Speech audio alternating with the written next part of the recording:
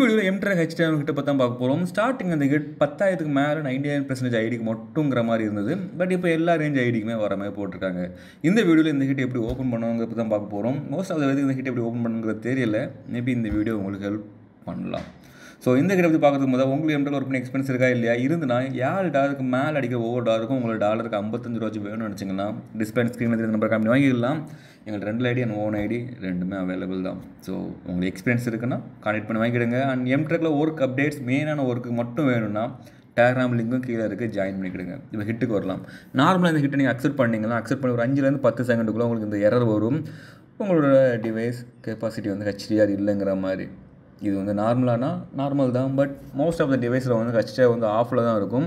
So நீங்கள் மேனுவலாக தான் ஆன் பண்ணுற மாதிரி இருக்கும். அதுக்கு என்ன பண்ணணும்னா நீங்கள் ஸ்டார்ட்டில் செட்டிங்ஸ் போங்க, செட்டிங்ஸில் டிஸ்பிளே செட்டிங்ஸ்க்கு போங்க. அப்படியே கீழே விட்டிங்கன்னா யூஸ் ஹெச்டிஆர்னு இருக்கும்.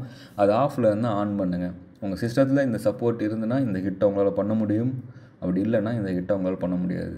ஸோ இந்த செட்டிங்ஸ் ஆன் பண்ணிவிட்டு அகைன் இந்த ஹிட் நீங்கள் அக்செப்ட் பண்ணிங்கன்னா இந்த ஹிட் உங்களால் ப்ராப்பராக பண்ண முடியும். ஏன்னா ஒரு சில ஹிட்ஸ் அவங்க சிஸ்டத்தோட பவரையும் சேர்த்து தான் இருக்கும். அப்படிங்கிற பட்சத்தில் அவங்க சிஸ்டத்தோட கெப்பாசிட்டியும் முக்கியம். ஸோ ஹெச்டிஆர் டிஸ்பிளே இருக்குன்னா இந்த ஹிட்டை உங்களால் பண்ண முடியும். உங்களுக்கு எந்த ஒரு எரருமே வராது. பட் அந்த நெக்ஸ்ட்டுங்கிற பேஜ் வர கொஞ்சம் டைம் எடுக்கும். ஏன்னா நீங்கள் ரீட் பண்ணுறதுக்கு ஒரு எவ்வளோ எக்ஸ்பெக்ட் டைம் எடுக்குமோ அந்த டைமுக்கு அப்புறம் தான் உங்களுக்கு நெக்ஸ்ட்டுங்கிற பேஜே வர மாதிரி இருக்கும். இந்த ஹிட் நான் ப்ராப்பராக ஃபுல்லாக பண்ணி முடிக்கல. பட் நிறைய பேர் மோஸ்ட்டாக அதிகமாக கேட்ட கொஸ்டின் இந்த ஹிட் அக்செப்ட் பண்ணோன்னே எரர் வருது, எப்படி நெக்ஸ்ட் பேஜ் போகிறது மட்டும்தான்.